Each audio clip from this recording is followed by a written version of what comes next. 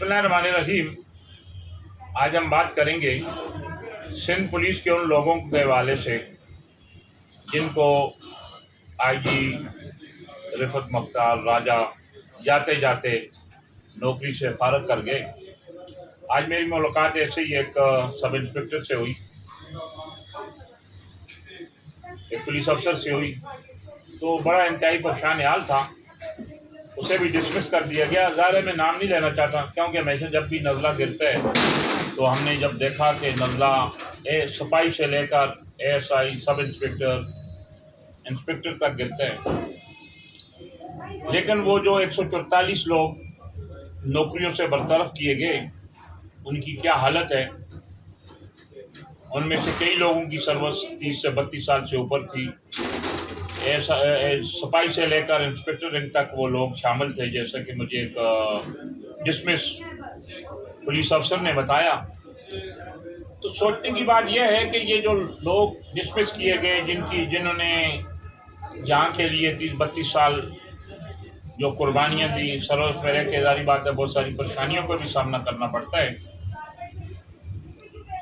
पहले ये डिसमिस हुए, फिर इनको बहाल किया गया, और उसके बाद ऐसा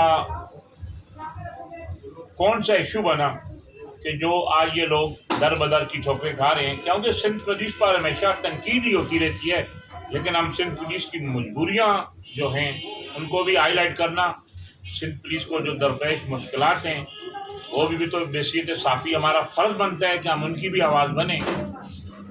हम ईवानों में बैठे हुए आला इक़्तिदार की ईवानों में बैठे हुए तमाम लोगों से, सीएम सिंह साहब से गुजारिश करते हैं, क्योंकि ये अब तो माज़ूज़ कोर्ट में है ये केस, तो ये लोग इंतहाई परेशान हैं। इन्हें सरकारी तौर पर कोई वकील दिया जाए या इनकी दाद रसी की जाए।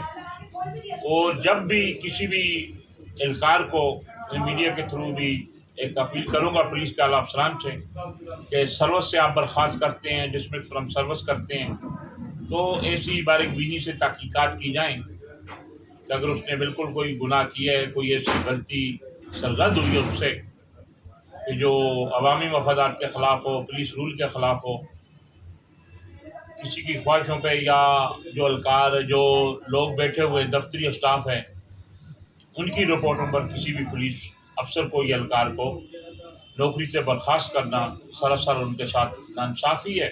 जो ये लोग डिसमिस किए गए हैं, 144 के करीब ये लोग हैं, मैं समझता हूँ कि इन्होंने अपनी ज़िंदगी का एक बहुत बड़ा हिस्सा पुलिस फोर्स को दिया है, सिंध पुलिस को दिया है।